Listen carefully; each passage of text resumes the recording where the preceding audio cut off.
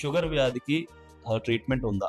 So హోమియోపతిలో sugar వ్యాధి నయం చేసే అవకాశం ఉందా? ఇది చాలా మంది ఉండేటటువంటి కామన్ డౌట్. సో ముందు అసలు షుగర్ వ్యాధి గురించి తెలుసుకుందాం. షుగర్ వ్యాధి అంటే ముఖ్యంగా ఏంటంటే షుగర్ కండిషన్ అనే గ్లూకోజ్ అనేది రక్తంలో అధికంగా అవ్వడం. సో ఇది ఎందుకు అవుతుంది? ఎస్, నా పేరు doctor Suresh Buddha, senior homeopathy consultant, doctor care homeopathy.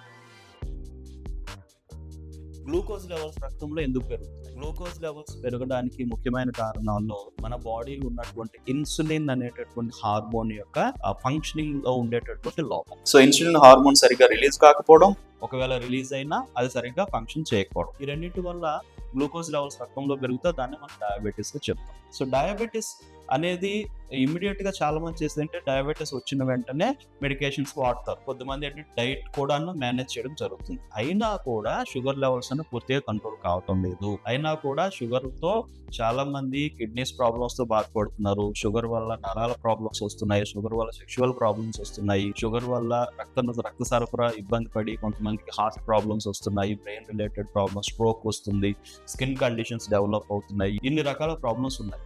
ఎందుకు ఇంత దారుణంగా జరుగుతుంది? షుగర్ వ్యాధికి మనం పూర్తిగా దాని రూట్స్ నుంచి కంట్రోల్ చేసే అవకాశం మనం బాడీకి ఇవ్వటం లేదు. సో బాడీని ఎప్పుడూ కూడా షుగర్ని కంట్రోల్ చేసుకున్న, రెగ్యులేట్ చేసుకునే విధానాన్ని ఇంప్రూవ్ చేయాలి. సో ఆ రెగ్యులేటరీ ప్రాసెస్ని మనం ఎప్పుడైతే బాడీలో ఇంటర్నల్ ఇంప్రూవ్ చేస్తామో షుగర్ అనేది మళ్ళీ మన బాడీ తనంతట తాను కంట్రోల్ చేసుకునే ఆప్షన్ అనేది వస్తుంది. బట్ కొద్ది మందిలో మాత్రం ఈ ప్రాసెస్ అనేది 100% జరగదు. ఎందుకంటే బికాస్ వాళ్ళ లైఫ్ స్టైల్ కావచ్చు, వాళ్ళ లోపల ఇంటర్నల్ ఇన్సులిన్ ప్రొడక్షన్ పైన ఉండేటటువంటి ఇబ్బంది కావచ్చు, ఇన్సులిన్ ప్రొడ్యూస్ చేసే సెల్స్ లో ఉండేటటువంటి డ్యామేజ్ కావచ్చు, ఇవన్నీ కూడా. ముఖ్యంగా ఇందులో 2 రకాల డయాబెటీస్ ఉంటాయి, మనకు తెలిసిందే. ఒకటి టైప్ 1 డయాబెటీస్, దీన్ని ఇన్సులిన్ డిపెండెంట్ డయాబెటీస్ అంటాం. రెండవది non insulin dependent diabetes. Insulin dependent diabetes అంటే ఇది ఎక్కువ మంది చిన్నపిల్లల్లో కనిపిస్తుంది. సో చిన్నపిల్లల్లో ఇన్సులిన్ ప్రొడ్యూస్ చేసేటటువంటి సెల్స్ ఏవైతే ప్యాంక్రియాస్ ఉంటాయో, బీటా సెల్స్ అనేవి డ్యామేజ్ అయిపోవడం వల్ల ఇన్సులిన్ ప్రొడక్షన్ జరగదు. తద్వారా ఏం తిన్నా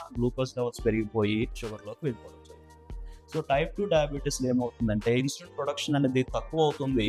ఒకవేళ వచ్చినా కూడా దాన్ని రిసీవ్ చేసుకునేటటువంటి రిసెప్టార్స్ లోపం అనేది అవుతుంది. సో ఈ రిసెప్టార్స్ ని మనం నార్మల్ చేయగలితే కానీ ఖచ్చితంగా ఇన్సులిన్ ప్రొడక్షన్ అనేది మళ్ళీ బాడీ ప్రొడ్యూస్ చేస్తుంది, దాన్ని రిసీవ్ చేసుకొని ఫంక్షనింగ్ ఇంప్రూవ్ చేసుకుని షుగర్ని కంట్రోల్ చేసిన అవకాశం అనేది ఉంటుంది.